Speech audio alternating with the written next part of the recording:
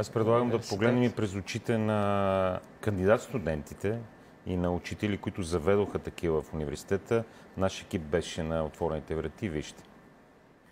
Ние се организирахме една голяма група и дойдохме, понеже ние сме от Неврокопска професионална гимназия и нашата гимназия е с много широк спектър от специалности и учениците ни са ориентирани, в момента дори са разпръснати по всички факултети. Имат наистина силен интерес към Югозападния университет и решихме да дойдем да сравним. Те половината и повечето дори са ориентирани какво искат да учат, но сега искат да затвърдят своето мнение и да говорят с студенти, с преподаватели, за да могат да вземат едно информирано решение за бъдещето си. Много е полезно. Дори аз в момента в 12 клас и може би щеше да е добре, ако има и в 11 клас, защото колкото по-рано човек се ориентира, толкова по-добре може да премисли цялата информация и след това да си даде някаква равносметка, всъщност кое ще бъде по-добре да се кандидатства. Интересно е. Аз лично съм се ориентирала към педагогиката. Обичам много да се занимавам с децата като цяло. Този ден, който е днес на Отворените врати, според вас полезен ли е за бъдещите студенти? Абсолютно да.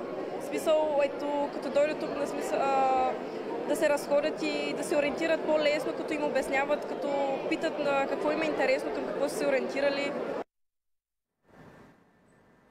Доцент, на един обикновено кандидат студентите на първо място поставят дисциплината, която ще изучават, предмета, специалността. Да. Но има и нещо друго, също не е маловажно. Те поглеждат какъв е университета, с каква база разполага, какви са общежитията, къде може да бъде настанен, какви са стипендиите, какви възможности дава университета за извън учебна дейност. Какво ви прави впечатление за младежите? Има ли значение това? Разбира се, че има значение. Първо, Благоевград е един много хубав град, едно място, където има всички условия за младежки живот. Второ, Югозападния университет през последните години направи много за една изключително модерна, съвременна база.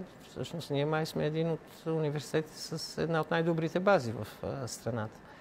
Като започна с многофункционалната спортна зала, в която се провеждат и международни, и национални състезания, в която националният ни отбор по борба, ако не знаете, проведе своите тренировки преди да замине на Олимпийските игри в закрити тенис кортове. Закритите тенис кортове също. Библиотеката е също много модерна.